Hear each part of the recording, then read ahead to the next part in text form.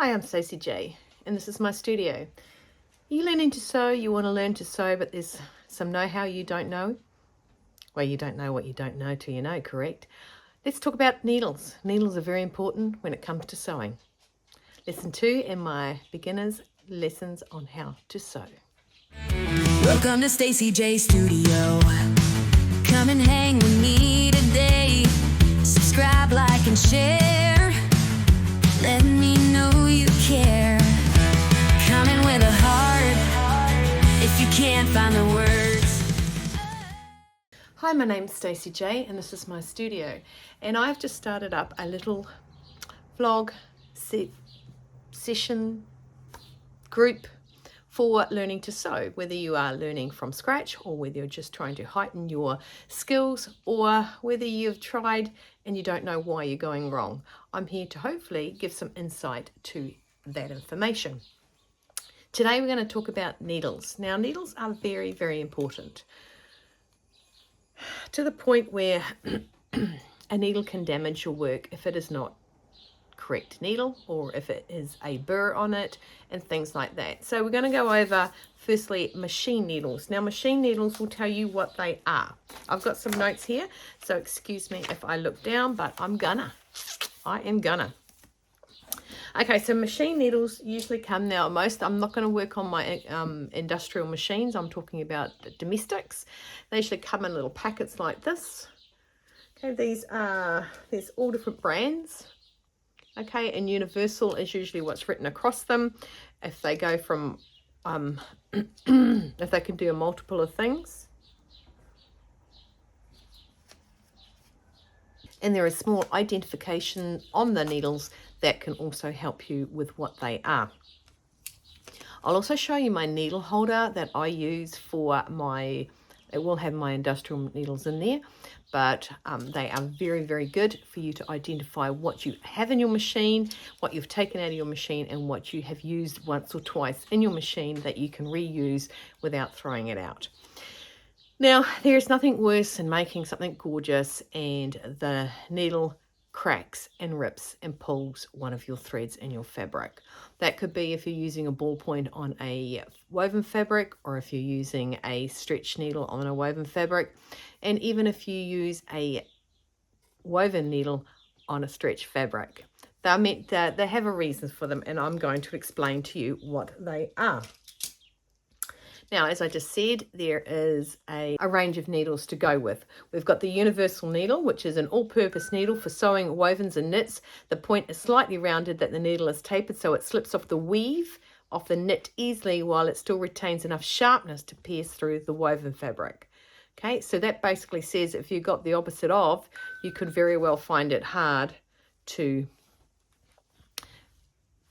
catch on the thread. The ballpoint needle. The ballpoint needles are made specially for sewing knit fabrics. The ballpoint needle has a rounded point and has that is designed to slide in between the yarns of the knitted fabric without snagging or breaking it. This also prevents skipped stitches. And then the sharps or microtex. This is the most common type of needle that is used with tightly woven fabrics. It has a slim, sharp point that creates a beautiful top stitch and perfectly straight stitches. Because of its fine point, it should be replaced frequently. Now, I've just recently made a silk top for Mother of the Groom, and I made sure that I replaced my needles a couple of times because the actual raw fabric does dull that needle, and the last thing I needed right at the end of that was popping a thread. So definitely it is something to watch out for. Another way of knowing whether your threads needs to be replaced, especially in a woven fabric, is you can hear a popping noise when it goes into the fabric. So it's rounded and it's no longer sharp, so it's into your fabric. That is not the noise it makes, it's the noise I made for you.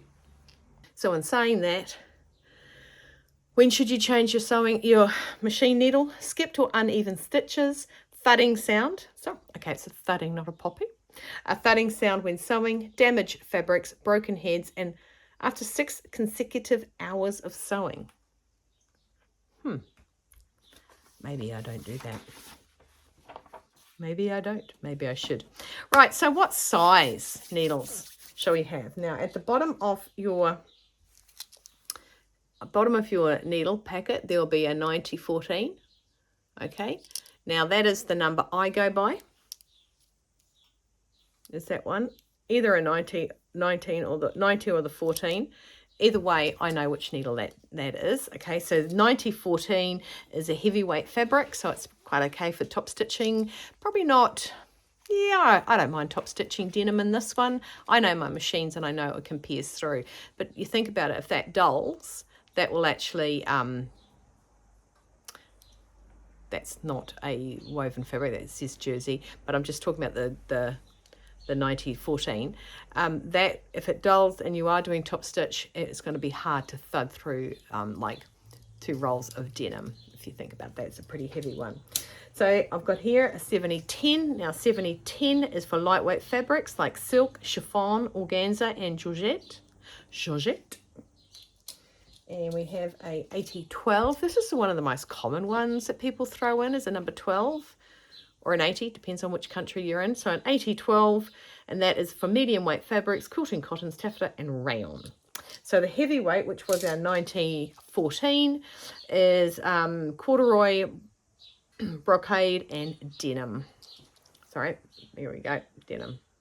90-14. That looks like it's reversing on you guys. Okay, and then you got the 18, which not many people get. And that does things like very heavy weight fabric. I've got them for my machines. I got one for my walking foot, and they do canvas and tapestries. A lot of people that do bag making, you might find, well, they'll be on a commercial machine most of the time, or a very heavy weight domestic. And yeah, so they'll have those sorts of, that sort of needle that goes in there. The smaller the number, the lighter the fabric. Okay, the heavy fabric versus light fabric. So the bigger the number, the heavier it can deal with. The lighter the number, the lighter the fabric it deals with. You don't want to stick an 18 into some chiffon or anything like that, because that would be asking for a disaster. Okay, so not only do we have the number on the needle, we also have the type of needle and the fabrics it can deal with. Right, so I do have, let me find, sorry, I'm looking away. I do have a jeans needle, okay, and that is designed for piercing thicker fabrics with reinforced blade to reduce breakage and skipped stitches. So yeah, you can put a 14, but this one is actually a sharper deal with it. Now, see the little colours up the top? We'll be talking about them in a minute. We have twin needles. Now, a lot of people use the twin needles when they are doing around necklines and sleeves and hems on sweaters, on jerseys, on t-shirts, and anything like a knit fabric. Okay, and they look like that. I'll just put that up. There we go. They look like that, which is quite cool. And they do come in different widths. I have a cover stitch machine.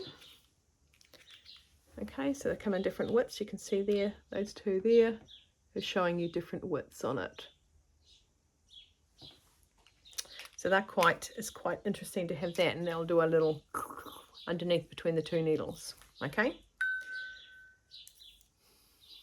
Now I don't have a stretch needle, but I do have a jersey. Okay, so they kind of fall a little bit under the same lines, but one's got a heavier thing. The design's with two-way stretch fabrics. Okay, that's to prevent the skipped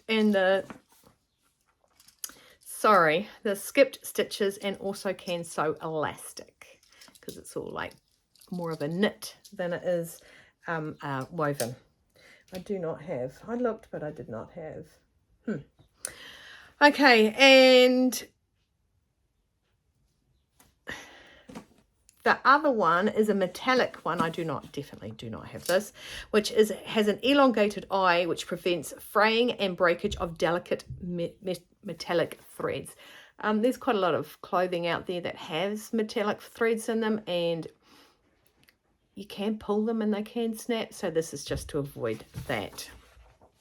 Now I'm going to show you the actual makeup of a needle and what it actually can do. Right, here's the needle itself. All right, don't know if I need to get one out to show you, which is like 100 times smaller than the photo I'm showing you. So here's a needle here. I've just pulled out the jersey one. Okay, tiny as. And it all should have,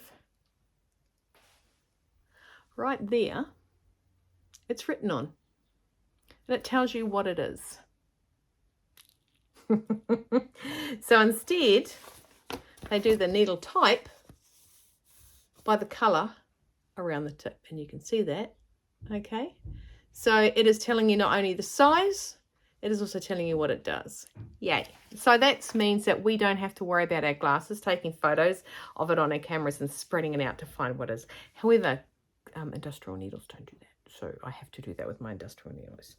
So that is the colour on there. So that colour codes it, which is really quite helpful, especially when you have been sewing, then you haven't sewn for a while, then you go, oh, what is that needle? And then you have to try and figure it out, but it's right there. It's all good. Okay, so you start up here with the butt of the needle. I wish I had a giant needle to show you, but the butt of the needle, you come down and that's the shank. Then you start to taper. Now there's a groove. There's a groove in here. Now the groove inside this needle is where the thread goes into the groove. So as the thread pierces through the fabric, it goes into the groove. Now why it has to go into that groove when it goes down through the layers, it is to stop the friction of the actual thread and fabrics together. So you imagine it,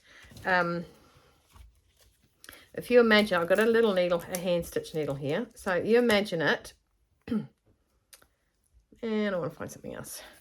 This is the fabric, this is the needle. Well, they are both fabrics and needle. There you go. So it goes down, right? Now, needle usually goes down and then back up.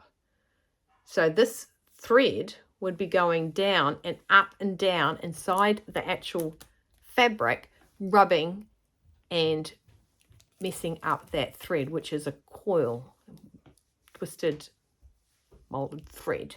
I can talk more about threads later, another day. So I'm not talking about those at the minute. So that is what this particular groove is for. It's for the thread to sit in it. That's why you wouldn't use a size 70-10, which is for fine threads, and pop it into a pop in a top stitching thread, which is far too big to fit inside the groove of the 70-10. So it's a game we all play. Okay, we're going to learn these things. Right, so once you got down there, you got the groove, you got your blade, which is the sharp bit that goes in, that cuts in. You got the scarf, which is an indentation in, and that helps collect the bobbin thread. Okay, you got your eye of the needle, and then you've got the point of the needle.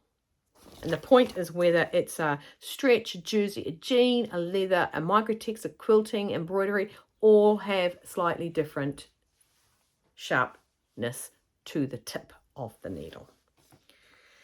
So these are based on, I'm not even going to say this, I'm sorry, I'm dyslexic, so when I look at a word I can't actually break it down properly, and if I heard someone say it, I know exactly what they're saying. Okay, so the color coding is all done. This is based on this brand of needle as well, so that one there. Cannot place it. The needle sizing first in the European sizes and then the American size in the second. So when I said it is a 70-10, 70 is European sizing and 10 is the American sizing. And probably the only time I agree with America is when I do that number.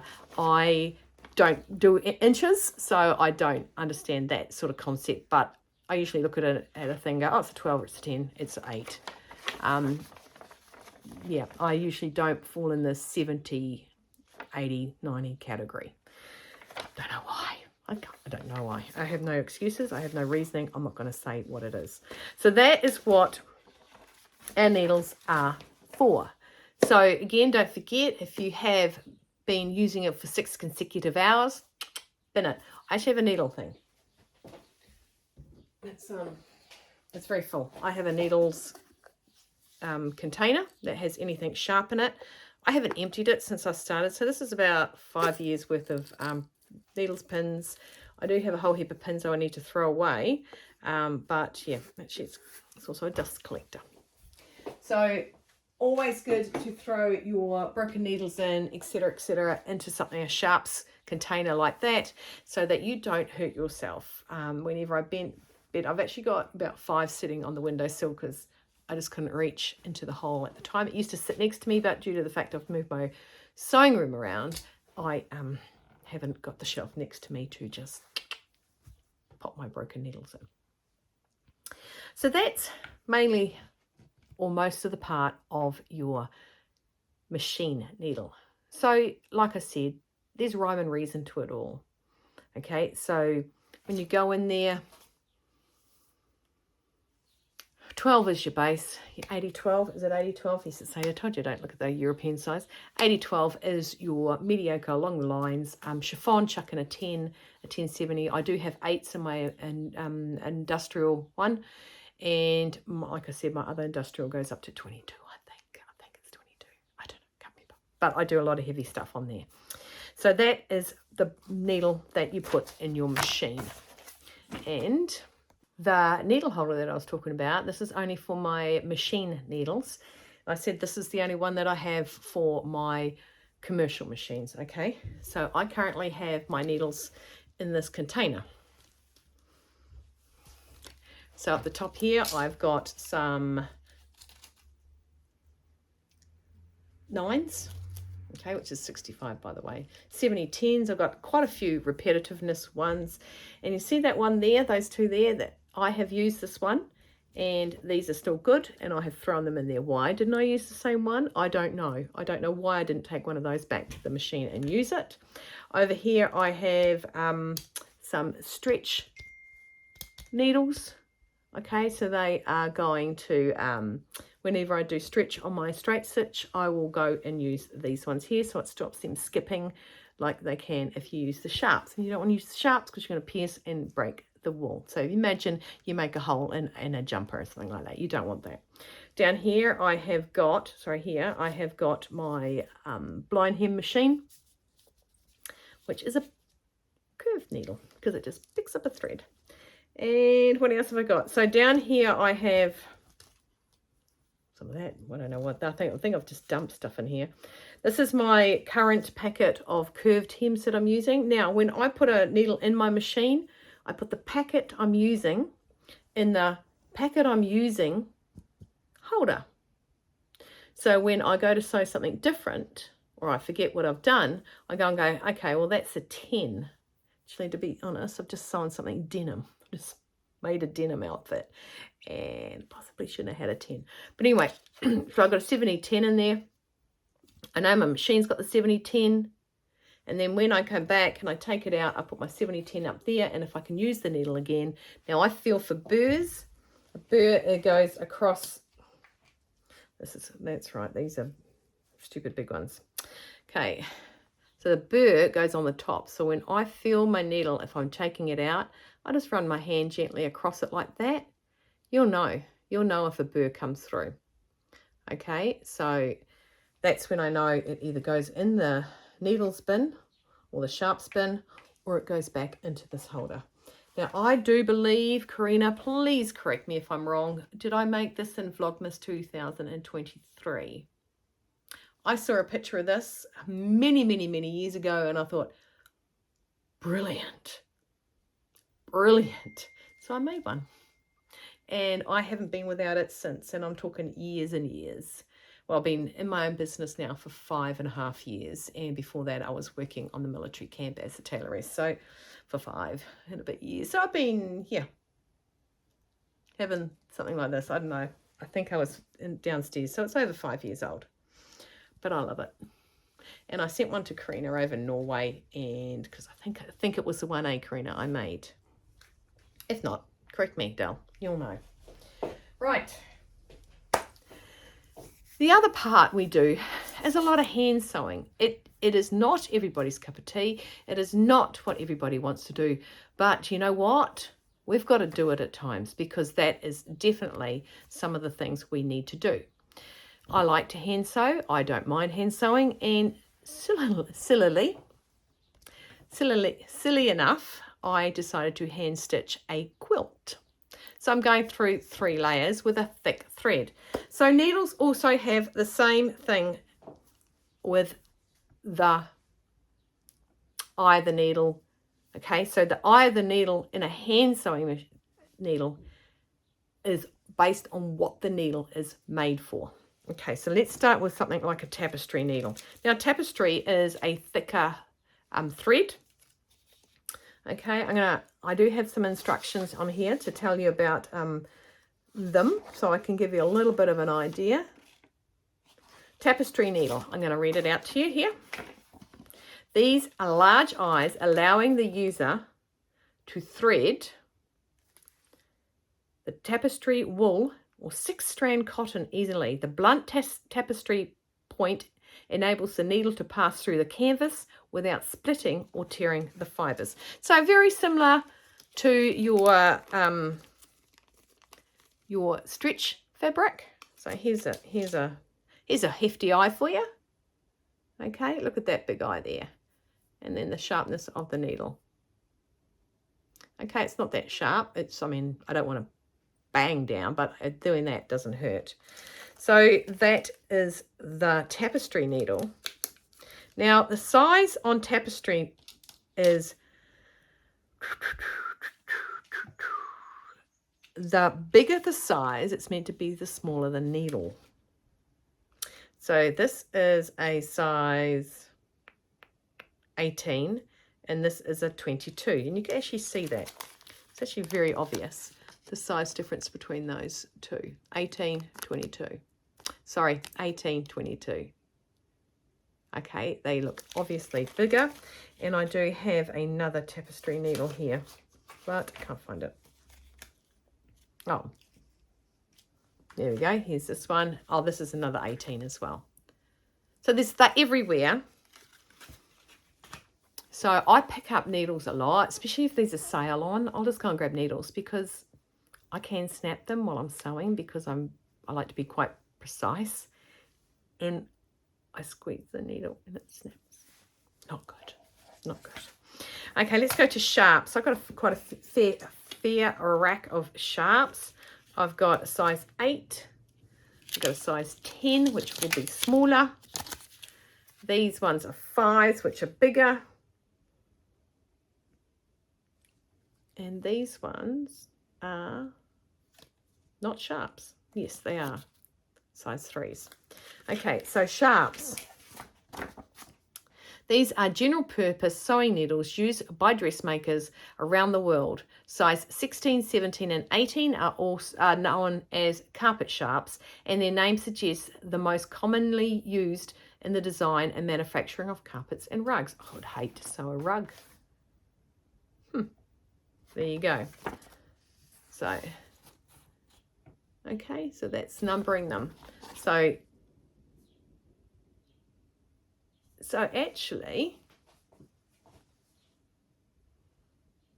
this goes down and then back up in size, the numbers.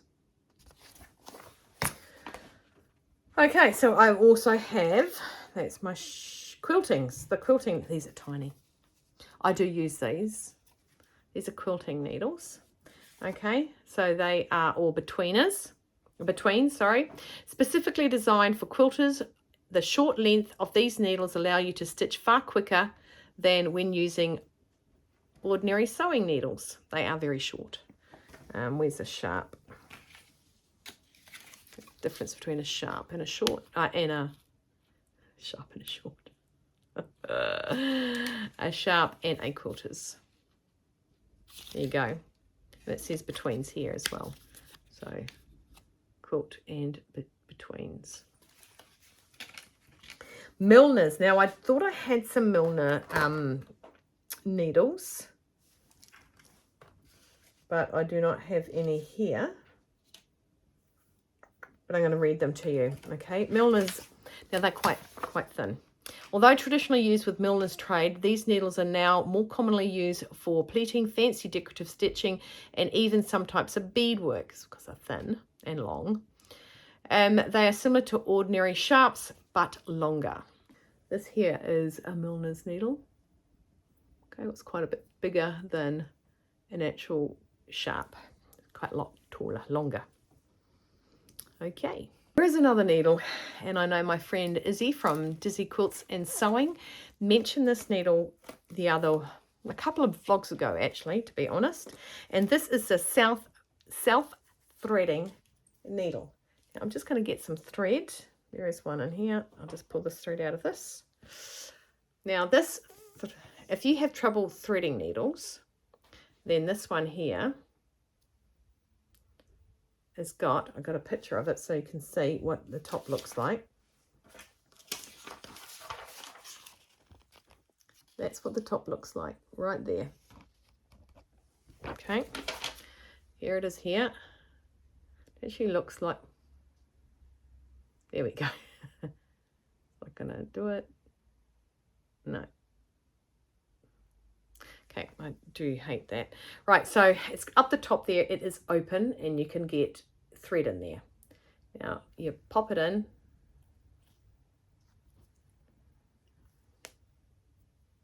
You pop it in. Now, I've used these quite a lot back in the day, but I don't really like them. Now, why don't I like them? I don't like them because, I can't thread this one. It's usually because when I do some stitching, sometimes I go through a whack of layers, and when I pull it out, it pops back up. I can't even thread it. I do not recommend these ones. No, I don't recommend. I don't like them. Okay, so the thread pops in there and gets caught into the eye that is there. So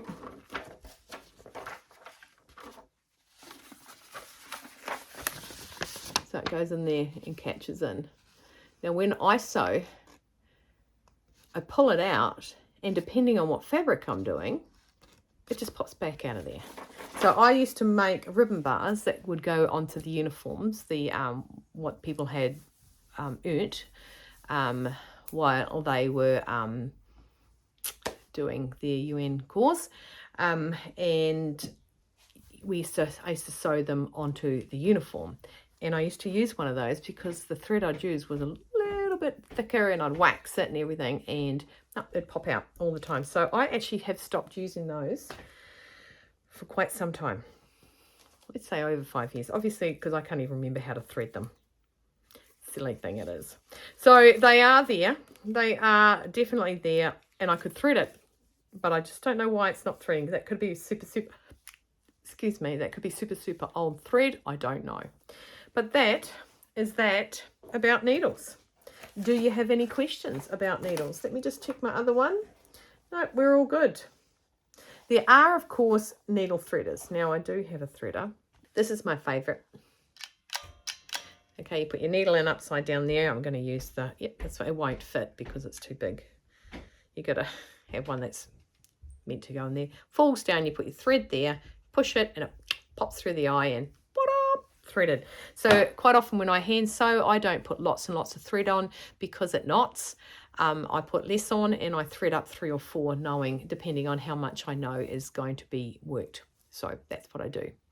They call it lazy sewing when you make a really, really long thread, but at the end of the day, it takes you longer because you're forever unknotting things or restarting. Ask me how I know. Anyway, everyone, that is my little tell about needles and about what you should do, how often you should do it. If you got any questions, don't forget to drop me a comment and ask me. I have more information if you're wanting to know about it.